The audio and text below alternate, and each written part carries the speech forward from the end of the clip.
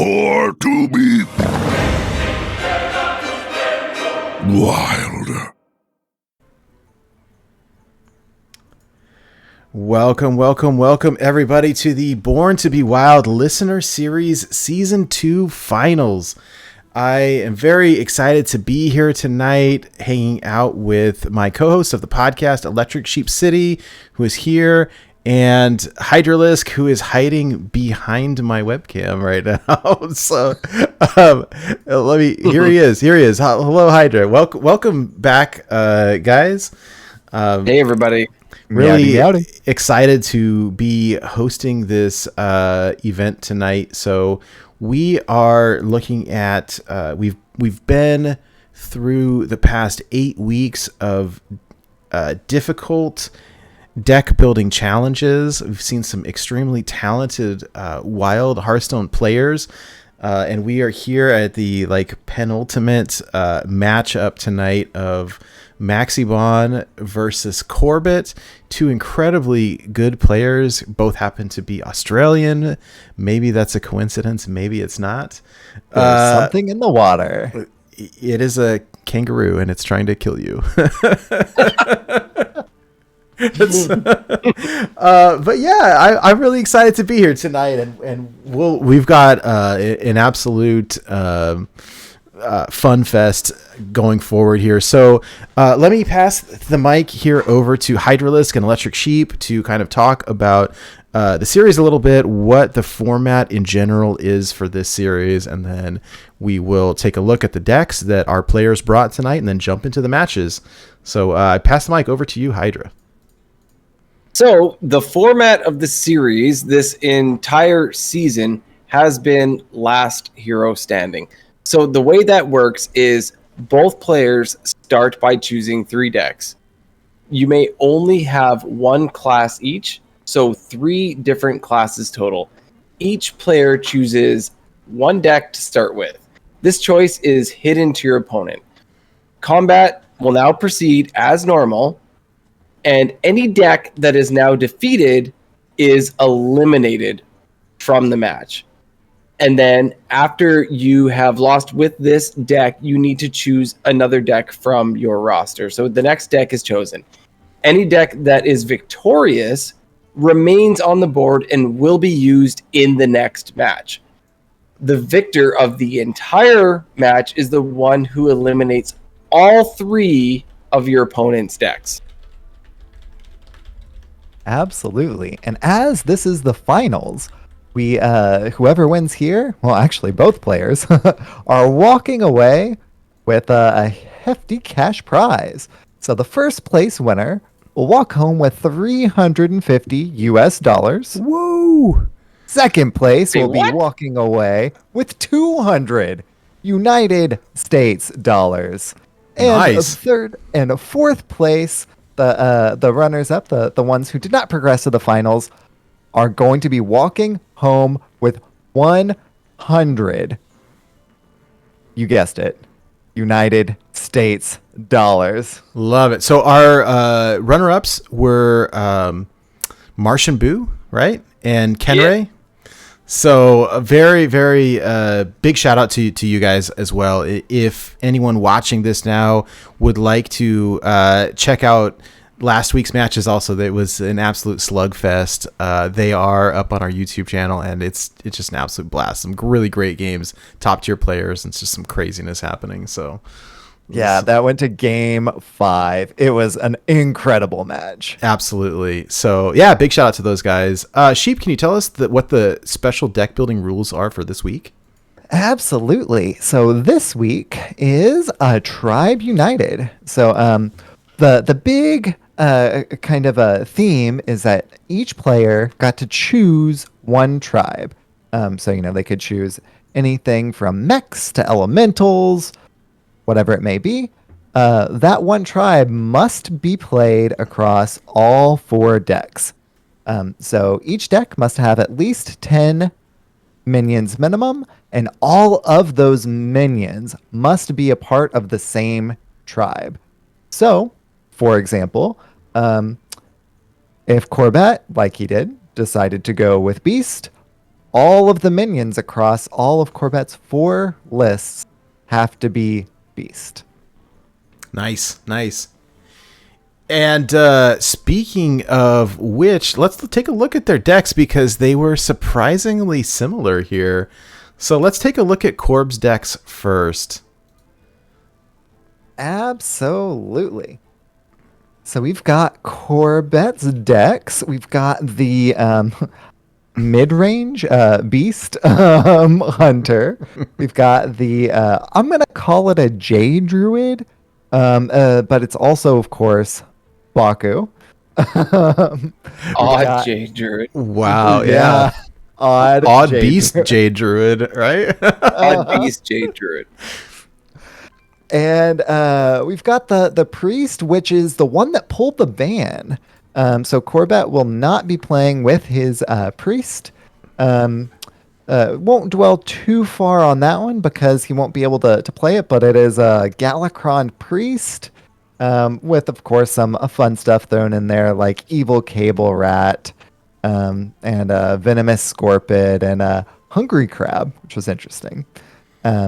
And to round off Corbett's decks, we've got an Odd Warrior with a notable inclusion of Dr. Boom, Mad Genius, to generate some mechs, which is legal, but you can generate cards from minions from other tribes. You just can't run them in your deck proper. But as well as big ol' walls of taunts like a Dire Horn Hatchling, and of course, throwing in some more of those Hungry Crabs to control some Murlocs. Love it. All right, and then let's switch over here to Maxiebon.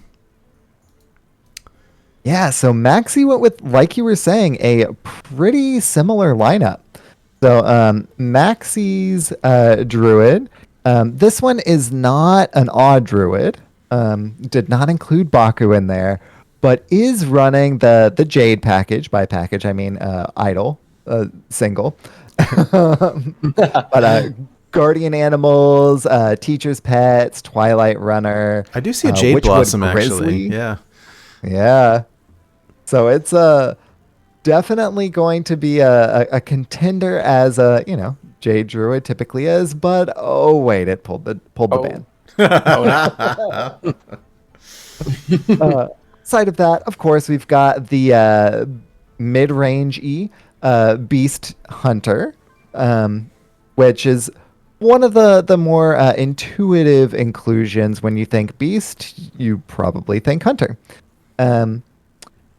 That'll be really fun to watch. Of course, they went with the same classes. Maxie's Priest is an Odd Priest, as well as Galakron. I love it. We've got Baku Galakron Priest. That's so exciting. I cannot wait to watch this. Baku is a beast, so this is really cool. Right. And then we do have another Odd Warrior as well.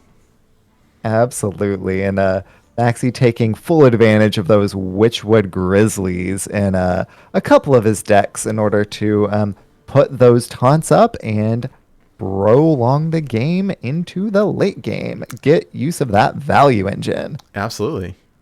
Yeah, this is exciting. So, I think whenever they're ready to proceed, I think we can start these matches.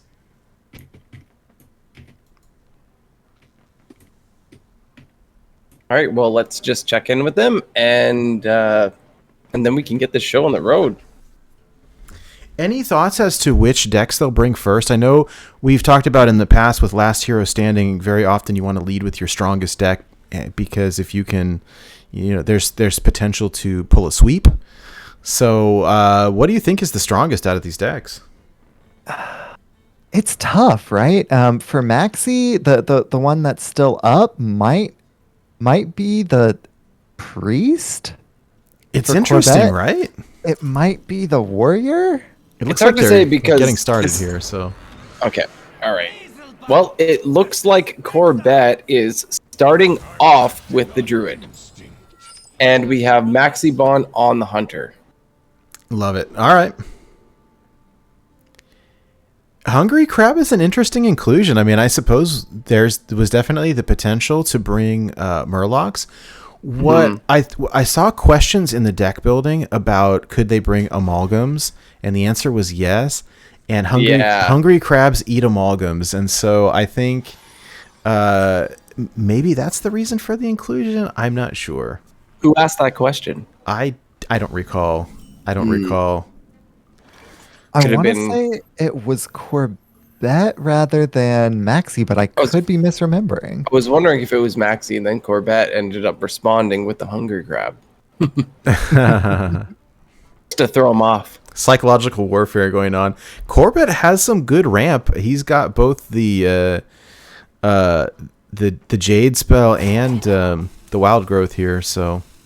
And by nature studiesing on one, he'll be able to play it next turn to get his ramp online. Nice. And Maxi is pushing the button. Yeah, saving that starving buzzard for some value. Yeah. Corbett is presenting the initiative by dropping the Jade Golem with the Jade Blossom. I love these lists. They're so fun. Yeah. I just like, when was the last time you saw an Umbral Owl in anything? It's great. I mean, I saw it in Standard like a year ago. It's a lot of fun. There's a decent Standard list that runs it now, but it's definitely fringe.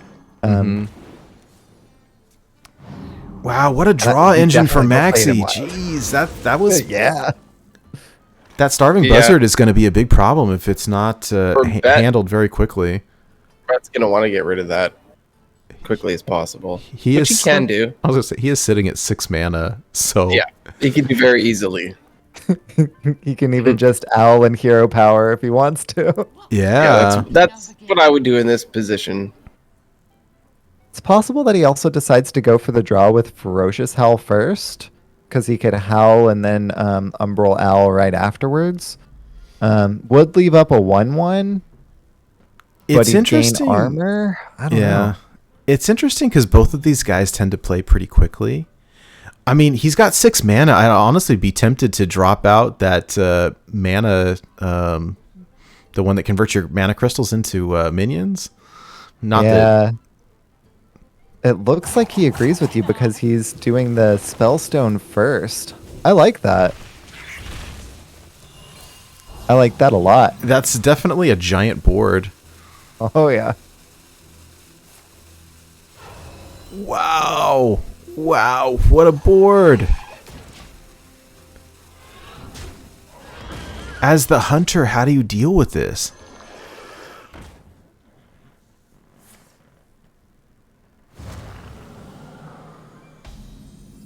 I guess you just don't?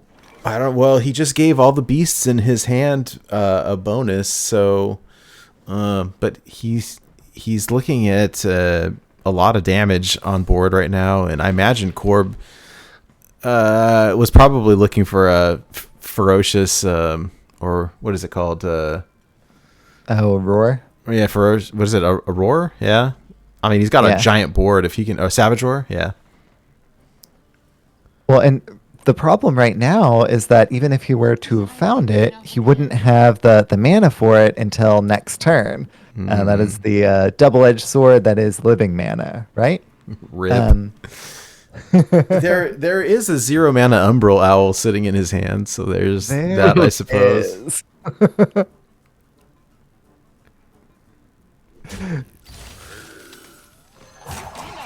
And face for 14. Oh. Living mana. It's crazy to think that Corb is doing so much damage with that, and that's a card that he didn't put in his deck, right? Yeah.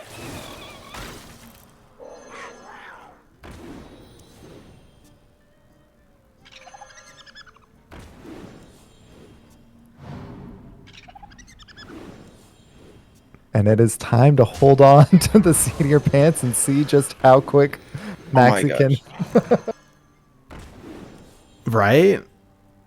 If only they had rush, that's the Yeah. ouch. Mhm. Well, that's rough. That was rough. All right, well, we're going to have game 1 resolved rather quickly, and Maxie's Hunter has been eliminated. That was a crazy matchup there, and again, just that the living mana that we saw come out of the nature studies is what won that game. Like, mind blown. It's just really crazy. Gotta love it. So we're gonna have the Druid up again, and we're gonna see what Maxie brings. Priest. And now we've got the odd versus odd, Baku versus Baku. This A will be beast. definitely a different game plan, I think, than the last one, right? It's just Priest is the current most hated class in Hearthstone, I think, And so, but you definitely can do a number in terms of control. Mm-hmm. So I will be interested to kind of see what happens here. Yeah, and Maxie getting some of those control tools in the opening hand now with the Devouring Plague and the Holy Smite. And of course can actually play something on one with the Draconic Studies to see if he can cobble together some, I was going to say initiative, but that Runaway Blackwing is It's a fantastic choice. Oh yeah, especially in this series, some of the earlier challenges we had, we had some dragon weeks and stuff, and when you can't play spells or you're limited on spells, that Runaway Blackwing can really clear the board. I lovingly call it Dragnaros. That end of turn fireball will really clean house. Yeah. Can really run away with the game. Oh boy. So what's Corb's game plan here? Save the idol. Yeah, I mean, it's definitely a different matchup than Oh, I guess he was gaining armor there by not playing the idol. Mm-hmm. I mean, So he's getting his draw on? does this switch now from like an aggressive matchup to a control lineup? Doing it again. Ferocious Howl. I mean, He's definitely getting a lot of armor. that's definitely the line that he's taking, and he definitely knows his deck way better than I do. But I'm not Now he's sure ramping. what the line is here. Armor up and ramp. We're going for ramp. Yeah, this Yep, is a ramp. tricky matchup here for Corb in some regards. I mean, Yeah. is this flexible enough to switch into a control lineup and just run infinite Jades and like just run Maxi out of cards? I mean, maybe, but there's not a lot of Jade here. And that makes sense with his bees pick, too. I think you're right. He's That gonna it have is to just be. Yeah, well, it'll be interesting to see what he pulls from nature studies as well. He's gonna have to be very judicious with that choice. What was I thinking of again? Are you proud that he chose Dame Hazelbark? I'm very proud. I'm very, very proud. What was I thinking of again? All right, he chooses to summon a Jade Idol. Get He is- the- Yeah. He's running The Jade's rolling. two copies of the Jade Idol, right? Must Corbett be. is, yes. Yeah. Otherwise, he would have shuffled.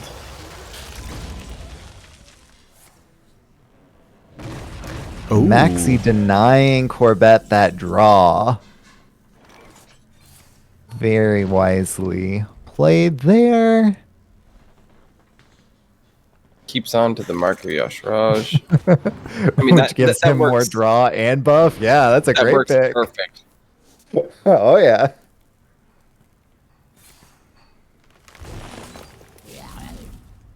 Build a board. Boop and face.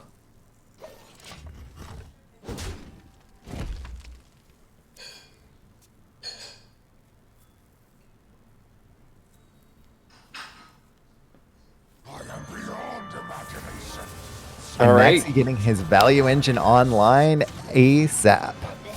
Yeah, Galacron down early, and this is pretty good. Corbett hasn't really presented much of a board, so it was a good chance to drop Galacron at that point. Yeah, I like it because it really is like a resource generator for Maxie, where now he can I mean, it's definitely random, but he can start generating minions at the end of each turn. Oh, Draconic Studies, whatever he picks here. Yeah, that Deathwing looks pretty spicy. And drop the Blackwing, right? No. I think he's wanting to use the Blackwing maybe to snipe the Baku? Would be my I think guess. so. Saving it. So maybe next turn he's going to Potion of... not Polymorph. Potion of Madness first. He'll run Isolate the Baku as much as he can. Yeah, he can run the 1/1 into the 3/4. Use his Holy Smite to kill the crab, and then run away Blackwing the Baku. I think It was a full hand fill for Corbett there. Yeah, seriously. Well, and I don't think it makes sense to me that Corbett wants to draw through his entire deck early, because then he can just start shuffling Jades, right? Absolutely. Yeah, and that was definitely the line for Maxie there. I was a little worried for Maxie that Corb was going to drop the Owl and force a 50-50 here. But luckily for Maxie, that was not the case. That Blackwing is a force to be reckoned with, definitely. I imagine we'll see Corb try to remove it here. Well, it's a little bit difficult. He does have some direct damage between the bees and the bog beam and the spellstone, although his spellstone's not fully activated yet, so I don't know. He is also sitting at 19 armor, so it's not like there's a big rush. It's easy to forget that.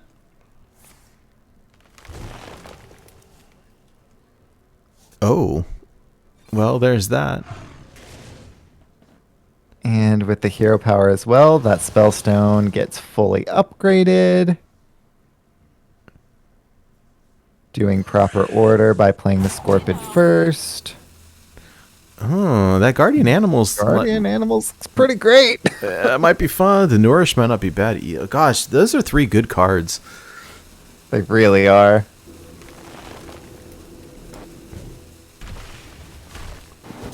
Oh, and Corbett deciding to face tank the 9 because his health is so high. He values the Bog Beam in hand. Ooh. And Maxie discarding the Witchwood Grizzly. Not a huge punish. No, and that seems like... I mean, actually, that's probably the one he would want to get rid of because Corb's hand is so full.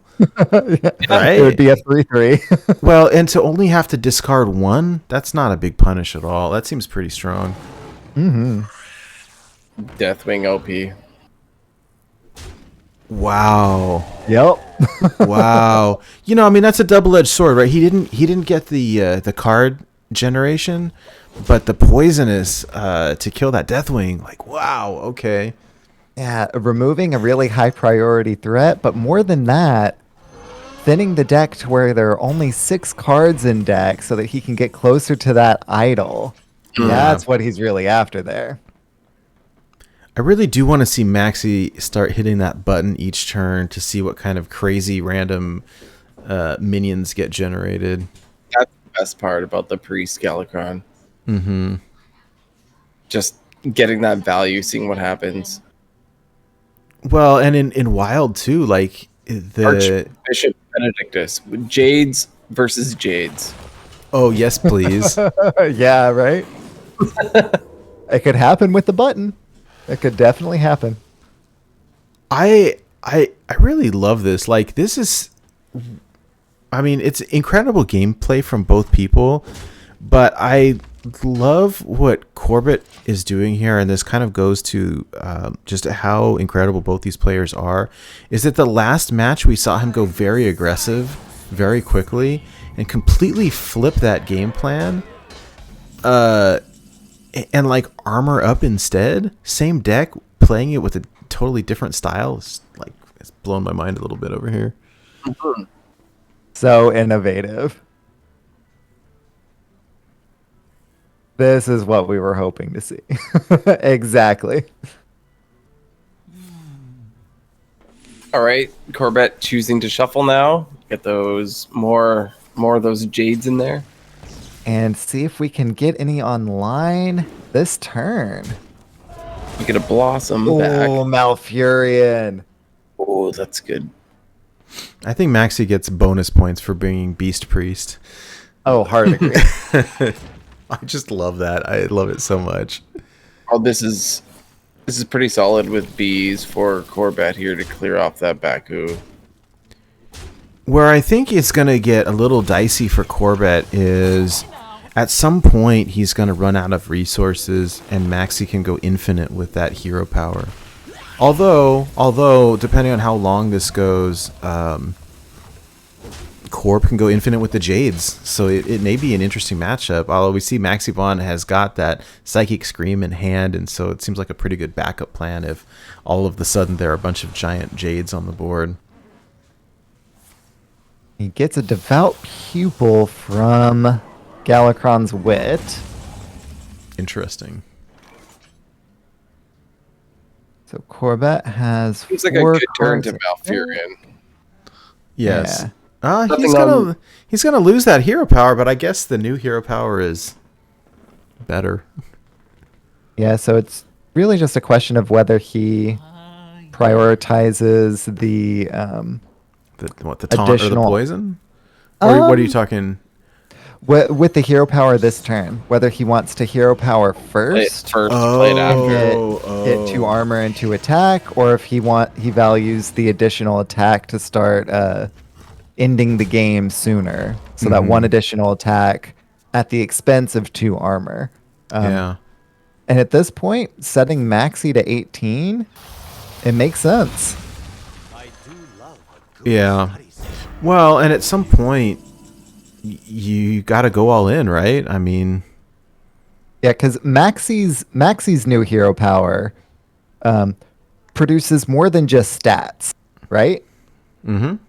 Like it produces value. Whereas, yes, Corbett is going infinite with the Jades, which is a lot of value in and of itself. The Priest hero power can get a little bit more out of control. And Corbett realizing that and knowing that he needs to end this as soon as he can, and that's his out. Makes sense. A well-timed Soul Mirror, which we can see Maxiebon has, could be amazing in this matchup. Absolutely. Yeah, that Psychic Scream it has some potential to be devastating as well.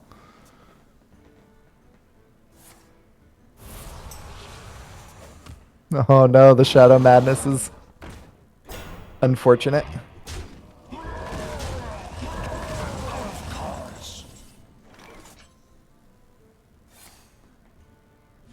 Yeah, well, this is where we're just going to see Corbett continually shuffling pretty much for the rest of the game and getting bigger Jades as we go. A bigger green man. Right? It may A be bigger man. a little bit of a war of attrition here. You know, I wonder. I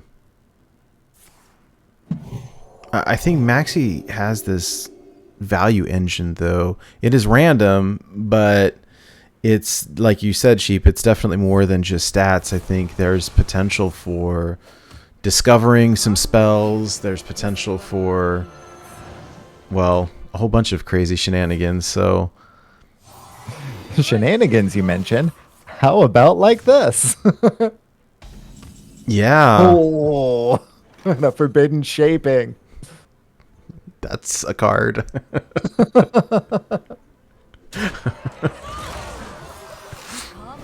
You know, we were talking about big piles of stats earlier. That'll be a big pile of stats. That is true. That is true. You play it on 10 and whiff when you get like a Cthulhu, you know, or something like that. But there's yeah, and it's off. It's what, a 5/7.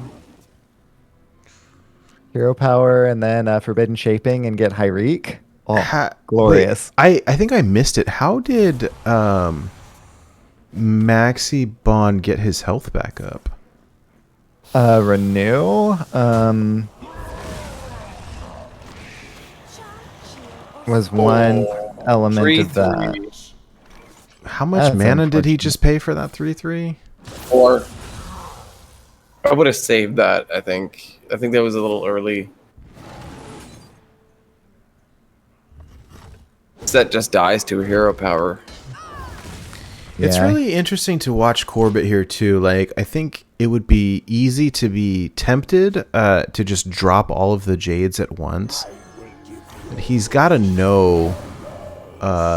He's got to know that there's a Psychic Scream incoming somewhere.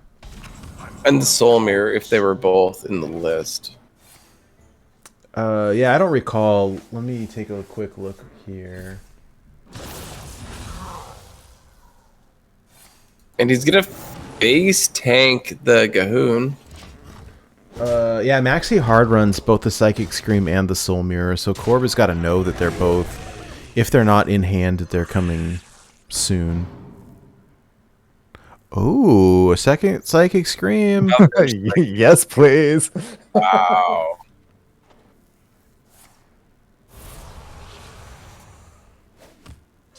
It's starting to look like that taunt. Maxiebon's, looking pretty good right now.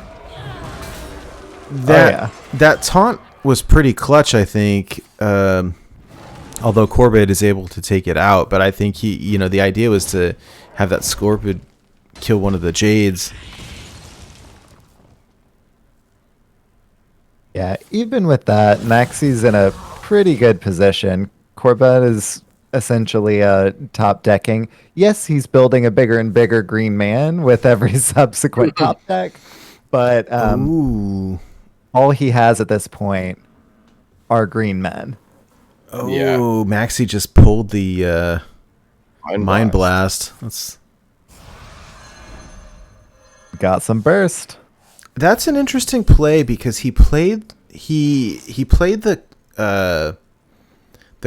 the Psychic Scream that was generated by the Scorpid. Yeah, I think that's a little bit of a tell for Corb that he's still got one more. So it was a little bit of a tell, but he also played the more expensive one. So it lets him have more flexibility in future turns. Because that one costs 6 after the palm reading, whereas the one in hand only costs 5. Wow, do you see the snap pick of the Soul Mirror? So Again, Corb's giant board is still not all that much of a threat. I'm going to say it's not looking good for Corbett right now. We do see that High Priestess not proc, so there's no spells left in Maxi's deck. No. It's got 3 cards left. They will all be minions, which means they're all beasts. My thoughts are plagued. Well,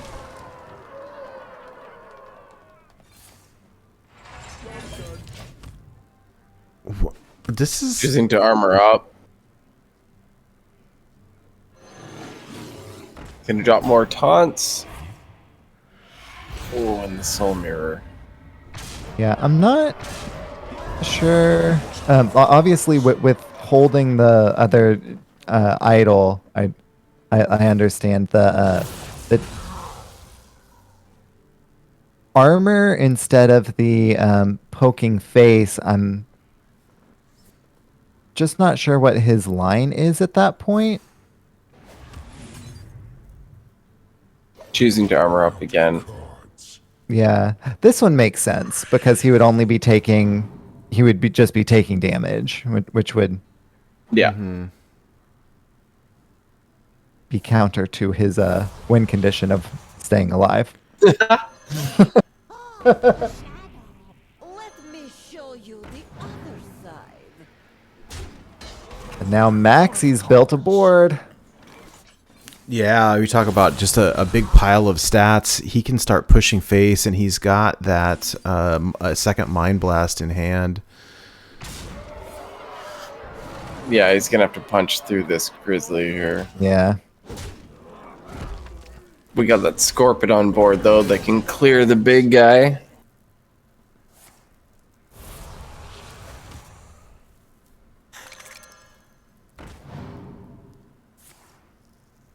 Oh, and there's the Soulmare. Unless not needed. Yeah. Yeah, this is not looking good for Corbett. Maxie seems to be in control here. Yeah, at this point, I think it's going to be... I think Corbett is going to struggle to win here. At 11, with the Mind Blast, I think it's just over. Yeah. Right. Yeah, we're done. Yeah. Wow. That was an That's lethal. incredible game, but my goodness. It was. Corbett played it really well, but Maxie played it really well by, I mean, knowing his deck and knowing to cue it into the Druid. Last hero Right. standing, he knew what the deck was. And now Corbett gets to see if he can do the same counter queue shenanigans. I love it. I love it. It's just such incredibly talented players. I love it. And we've got chat rooting for Maxie. You love to see it. You love to see it. So And we are now tied 1-1. right, right. So, Maxie's Hunter has taken an L, and Corb's Druid has taken an L. Now we're seeing Hunter versus Priest. Corb is seeing if he can rush it down. Let's go.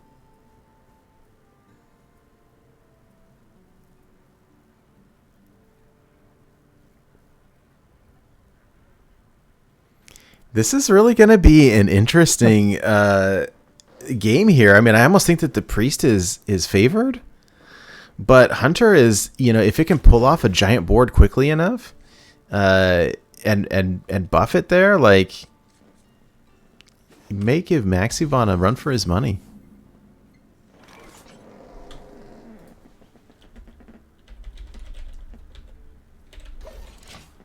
And with that being the line, the real question I have is, do you play the Spring Paw on one, or do you hold on to get it value with the Don't Feed the Animals? And Corb answered the latter.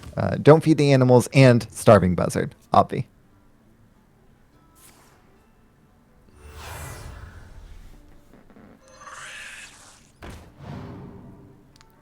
There's got to be a time limit here in some regards, though. I mean, I think Corb here probably plays the spear, right, to proc the Don't Feed the Animals. Mm-hmm.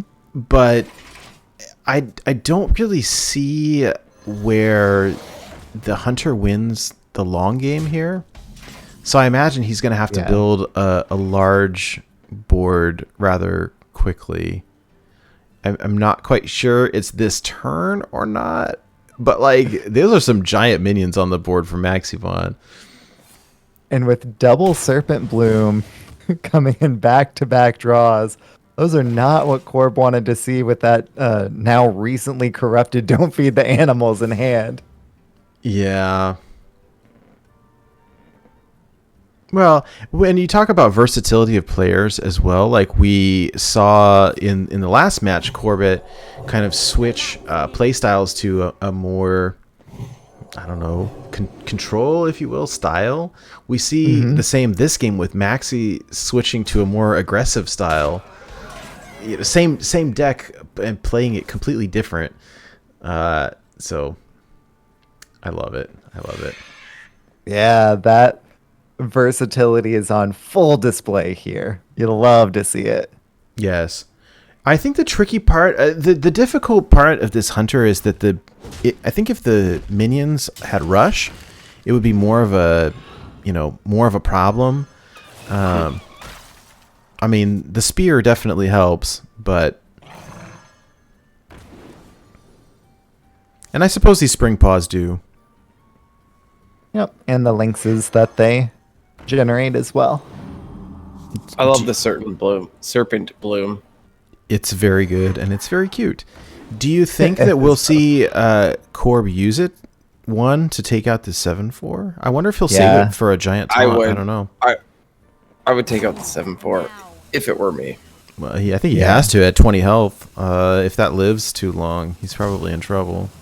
Exactly. I will say, Maxie's sitting on two copies of Breath of the Infinite. That's just gonna hurt. I mean, yeah. rip. That being said, I think Corb's just gonna do the same thing next turn again. With the only and not an insignificant downside of not having the buzzard to continue to. I think he was. I think he was hoping for a buzzard there. I mean, was he? His hand is full now. Yeah, maybe you're right. Maybe you're right.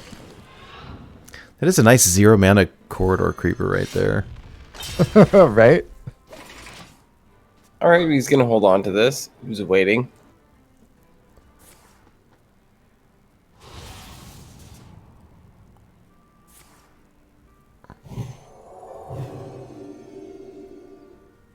Ooh, went with Seance instead of Breath of the Infinite there. Interesting. I would like to see Maxie slow down just a tiny bit.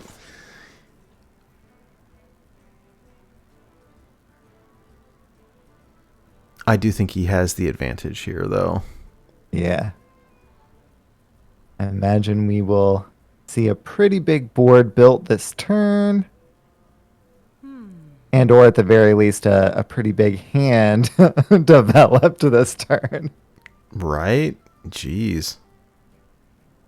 But Corbett may be holding on to actually playing the cards until he gets that starving buzzard. But if he doesn't want to burn a card... Doesn't he want to play... I was going to say, play this Feed the Animals, for heaven's sake. Yeah. Or don't feed the animals. That is a... Let's do it. It's the opposite of a Feed the Animals. Yes. Well, he's got 10 cards in hand. This is the time. Now.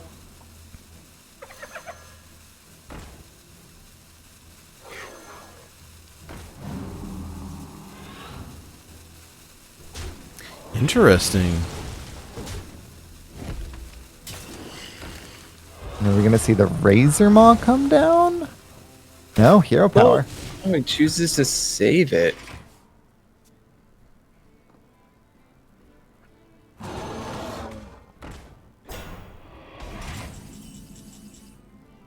Oh, that's why. that is certainly why. We're like, why is he waiting? We're about right. we're about to see a pretty inventive OTK here. Uh-huh. And we saw the list. We knew it was there. Oh Boy. This is gonna be a lot. Okay, so we're gonna get rid of the taunt here with the Serpent Bloom, right? Well, he's got to kill off some... no, I think he wants to kill off some minions to grow that hyena, right? Yeah. Yep, that's true. Yep. So... Yep. Okay, so he is going to use it. Now. And Timberwolf, Corridor Creeper will do it. Wow! What in the world did we just witness? Holy cow, you guys. Wow. This is why Corbett can play Hunter in Top 100 Legend. We were scratching our heads going, what is going on? And then he showed us the game plan. Wow, you guys. I did not see that coming. I thought that he was sunk. That's just incredible. I mean, it just goes to show you the the caliber of player that we're watching here. This is some next level stuff. For sure. And so Maxie now only has his warrior remaining. Corbett still has hunter and warrior left himself. Well, Warrior is, of course, the odd warrior. We're going to see a lot of button pushing here.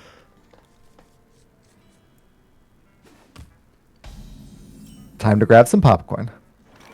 right. Well, this will be interesting. I mean, we now understand Corbett's game plan, where he can OTK out of seemingly nowhere. And so I think the brawl is a good keep from Maxiebon, and he's got to be pretty careful about not letting this board get out of control.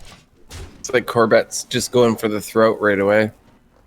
And Maxie's holding back that Emerald Sky Talon is really paying off here. Taking away a high priority threat rather than just preventing additional chip damage. This might go to 5 games, you guys.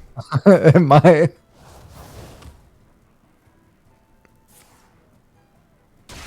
I mean, this is a tough one for the hunter if Maxiebon can run away with the hero power, the armor up, the taunts. Yeah. I think that's probably why Corb was starting by building his board and pressuring as fast as he could. What to do? The OTK potential is still kind of there, but less so against Odd Warrior because they can go so high over that 30 health mark. Yes. Can't be targeted, I guess. Poison. None of those were really what he was looking for there. No. He was looking for stat buffs or Wind Fury there. Almost certainly. Poison will have to suffice. Makes it a target, right? It does. Of course, Maxie knows the outs of the deck. Takes away the chip damage rather than the poison.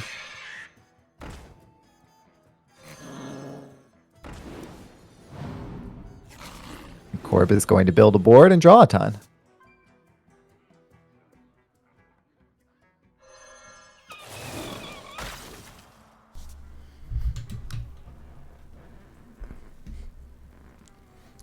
Ah, the scary card. There's the Tundra Rhino.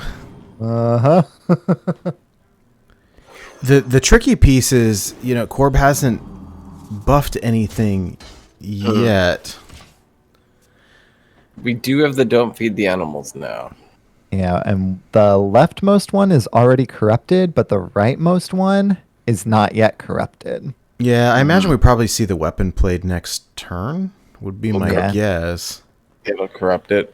I mean, I almost think that this board of 1/1s here is bait a little bit. Ooh, did Absolutely. bait the brawl.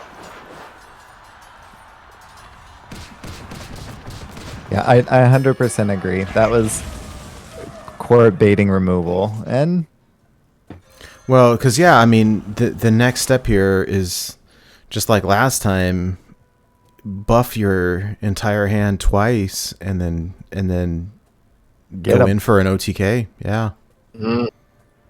He's 1 mana short to play them both this turn. Yeah. He may as well do it anyways, I suppose, because then he just go in next turn. Yeah. I guess the bigger question is, can Maxie out armor all of this?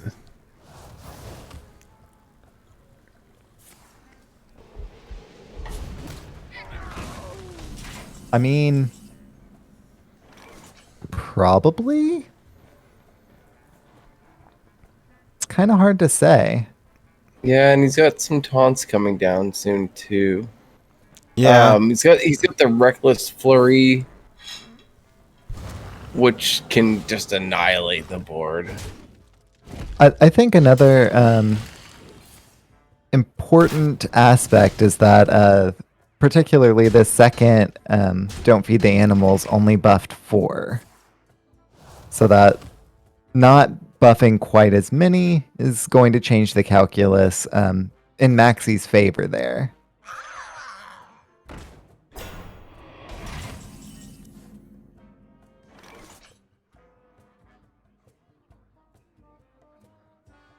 Corb is doing the math. See if he can discount the corridor creepers. If he can't, then we'll just see the 1. Boop. Chip away some more face damage. Gonna drop 1, maybe? Yeah. Trying to pull some more removal from Maxie. Playing the one that's not buffed. Yeah. Discount the buffed one to couple with that Tundra Rhino for additional burst. Maxie gonna go for the Scorpid over a hero power.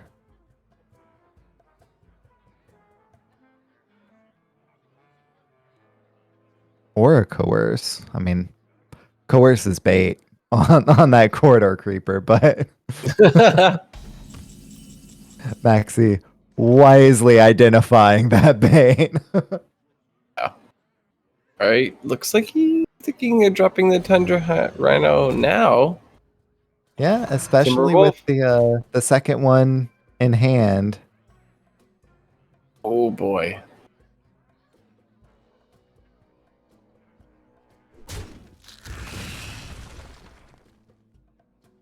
Making room. Yeah, making room and discounting the corridor creeper both. Yes. Corridor Creeper number 2.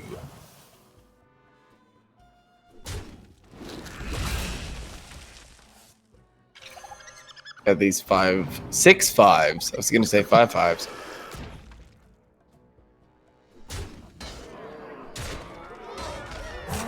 Now. Really putting the pressure. Oh man. 4 health left. That's 2 hero powers away. Unfortunately, Maxiebon gets to gain 4 armor every turn if he wants.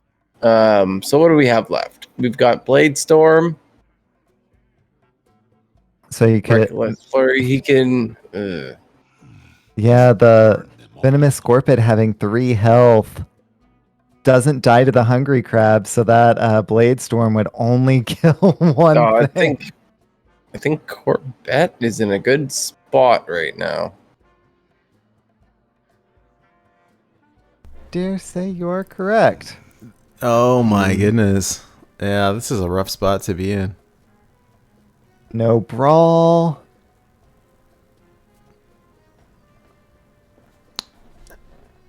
Maxie can drop a taunt.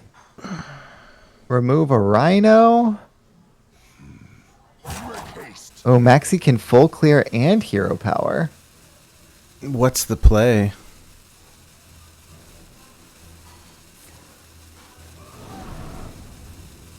Oh, there's the full clear.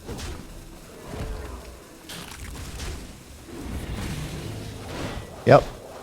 Full Wow. clear. Wow. I didn't see it. But with no hero power. No, he's done. Yeah, he's done. Oh my goodness. Oh my goodness. Wow, you guys. Oh my goodness. Oh, that was intense. Wow. What a stressful and well played match by both of these guys. My goodness. Yeah, that was amazing. Well, Corb takes the win here. That's all she wrote, right? We're at our. That's all she wrote. And that was the final game in the finals. Getting Corbett the Listener Series crown.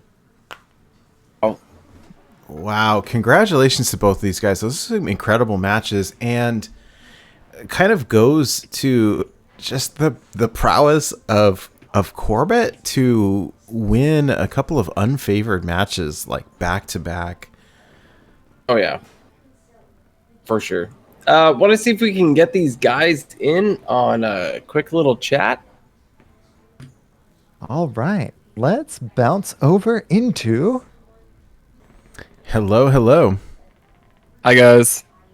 Wow, well played, Corbett. That was pretty incredible. The first matchup against the priest, we did not see that coming. And then we kind of saw you line up your OTK there. It was like masterful. Like what? Wait, what a bit. Wait, is he doing? It was pretty incredible into a couple of unfavored matches. So GG's. Thank you. It was a very fun series. I think Maxi and I obviously arrived on very similar lineups and thinking. So I'd actually really like to hear as well from Maxi when we can get into it about his lineup prep and stuff if he's up for the call as well. But yeah, no, it was great. It was fantastic. Some really interesting, intense matches there for sure. Yeah, absolutely. There were a number of times in that Odd Warrior match that were like, does he have enough burst to get there? And we were really, really concerned for you. And then, wow. It's just Yeah, it was an interesting game. There were a few like key turns. I thought turn 4 was actually low key very interesting, where I could have played out the corrupted don't feed and then like kept it out of crackling, but I ended up just being a bit more passive and deciding to try and hold it for a little bit longer. So went for more of an OTK game plan. It was very close. Like it was a it was a close call. It could have probably gone either way if Maxi had maybe gotten just a couple more armor cards, like shield block, for example. But yeah, it was a very interesting and fun game from my side, at least. Yeah, we noticed that you started off extremely aggressive, dropping the hyena at the beginning, Yeah. and you know, you kind of have to do that if you're going against Odd Warrior, right? Like, get the board, and you know, it changed a bit. You started holding back, and then jumped right in when you needed to. That was pretty cool. It was a really good read. Yeah, Yeah, GG. thank you. Yeah. Yeah, GG's Maxi. Yeah. It was, Like I had to clear in the Odd Warrior game, but I couldn't find a way to clear and stay above 2 health. Did you have second Yeah. Traveling Rhino in hand anyway? I had second Tundra. Yeah, exactly. Okay, good. Oh, yeah, Tundra. Good. At least, even if there was a clear, I wasn't winning that anyway. Yeah. The first game, I didn't know. I think I misplayed because against the Druid, the Hunter, I could have technically semi-cleared. Like, I could have killed off the owls, but I would have to drop the Tundra Rhino. So I was just trying to see if I could find a second rush with the what's it called, the Starving Buzzard instead, and it didn't work. I got so destroyed in the first. Hey, we noticed that you both had very similar lineups. Do you mind talking about how you came upon your deck selection and both the classes and the cards that you chose? Because it was funny, I think, when we started looking at these decks and we realized, like, wow, these are remarkably similar. Maxi, let me start with you. How did you come up with your lineup? So at first I wanted to try aggro decks, and I was like, well, obviously Baku's a thing, so I went, well, I mean, straight away I was like Beast, because everything else you can't really do 4 decks with. So I tried Odd Rogue, Odd Paladin, and Odd Demon Hunter, and they all just, the minions, because in aggro decks you need your minions to kind of carry, whereas in control decks you just need your minions to be minions, because you have to have 10 minions. So the aggro decks didn't have strong enough minions, so I'm like, alright, I'll try some control, but you couldn't do Reno decks, so there weren't many good controls. So I'm like, okay, well, obviously the Beast Hunter, right? Which is the semi-aggro OTK, but the other 3, Odd Warrior was kind of like, okay, so you have the Shuffle card, and it beats the Hunter. Well, didn't then, but I assumed it beat the Hunter. So that was why I chose Odd Warrior. the priest was kind of because I saw Sheer bring odd priest and it looked cool, and because you have the new Scorpid and it just seemed like it was enough control, and it was like a second odd warrior. I just wanted to destroy the hunter, and then the other deck was so I could beat odd warrior and odd priest because I was thinking that maybe Corb would also bring anti-aggro because my brother actually said, he was like, okay, so since you usually bring aggro, then you gotta bring anti-aggro because Corb's gonna bring anti-aggro, and so I listened, and then it ended up taking the ban, so that was good. He did bring the hungry crabs. Yeah. I brought hungry crabs in 2 of my decks because I needed beasts. But I didn't think Can I ask one other real quick question? I don't remember who it was, but I saw someone over the past week ask if you could play amalgams in the deck, and we said yes, right? They count as all tribes. And so then when I saw the inclusion of the hungry crabs, I was like, oh, it's to eat the amalgams, right? Yeah, because we both assumed that the other person was going to bring beasts because it's the only one that really works. Oh, not quite. I mean, I'm happy to jump into lineup prep stuff as well. If that's all good. Yeah, please. Yeah. So for me, the default to me was actually Murlocs. I thought that there were actually 4 really solid Murloc decks that you could build, where you could do Paladin, Shaman. We all know what those look like. But I thought Murloc aggro Druid was very good. Like, you just play aggro Druid, but you just all your minions are just the Murloc cards, right? You just run Embiggen, Lotus, things like that. And I also thought like Murloc Warlock was quite strong. Just with like Raised Dead Solarium, stuff like that. And so Murlocs were to me the default. Like, that was the default aggro. Everything else was kind of bad. And so for me, it was like, well, okay, so do I assume that Maxie brings Murloc? Does he get to the same conclusion as I do? And then I go, okay, so what else can I do? Oh, Hungry Crab, Beast. And so I start looking down the Beast line. But I got definitely outworked in the lineup prep because we both got to probably that point, but Maxie went a little bit further, and his lineup ended up being a lot less anti-aggro, right? There was a lot more greed tech and a lot more heavy threats, and so I was not happy when I saw the lineups. Like, it was a mirror, but in every mirror, it looked like Maxie's deck was probably going to be favored over mine, which was quite spooky. So yeah, I was nervous. I got a question for Maxie. So you actually submitted quite early, because we had changed the submission date. Did you end up changing your decks much with the extended deadline? I don't think I changed them at all, to be honest. Because what I was gonna do, so I always practice with Kenray. So I was gonna be like, all right, Kenray, we have another day. But then he didn't answer me, so we didn't do practice. And I'm like, okay, if I'm not testing the deck, then I'm not gonna change it. So I like that. That was basically the only reason I didn't end up changing the decks, because I was gonna think about the only deck that I thought might not be worth bringing was the Priest, because Odd Warrior just like, I don't know, Odd Warrior has like enough value with the hatchlings, and it has a couple cards like Scorpett. I know has seen play in some Odd Warriors, and obviously you have Baku and all the clears and stuff, and you have some value with athletic studies. But the Priest, because it's not an actual deck that people play in ranked, so I was kind of not sure if I wanted to bring it. But I didn't have time to practice with Kenray, so I'm like, all right, sure, I'll do it. And yeah, that's basically why I brought the same deck. That's amazing. I really do love how you guys actually came up with the exact same classes. That's pretty cool. It was bizarre. I was out of all the possibilities, I really thought this field was a little bit more open. And then when I saw the exact same lineups, basically, like, that was kind of bizarre. Right? I wasn't sure what you all were going to bring. I saw the beast, but then I was thinking, like, oh, Murloc is pretty strong. Oh, dragons could be pretty strong. Yeah. See, I probably would have defaulted to dragons or something myself.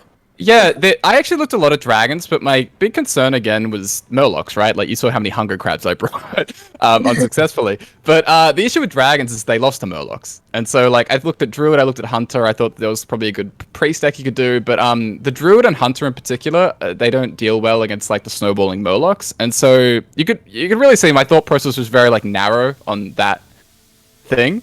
And so yeah, if that wasn't like my sole focus, I think there were a lot of options that you could have gone with, like a little bit more broadly than just, I don't know, Beast Druid apparently is the deck that we have to both bring.